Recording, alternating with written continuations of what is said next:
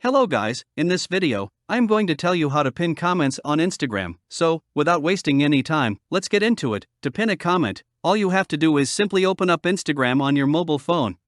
Here I am on the homepage of my Instagram, so simply click over the profile icon from the bottom right corner. Firstly, I'm going to show you my post here. Now go over the posts, and then click on the comments options there. You can write here a new comment that you want to pin.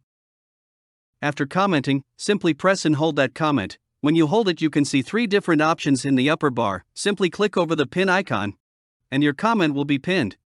Here you can see it is pinned, and if you want to unpin it, you can do the same procedure. Press and hold the comment, and then click over the pin icon again, and your comment will be unpinned. So, that's how you can pin any comment on Instagram.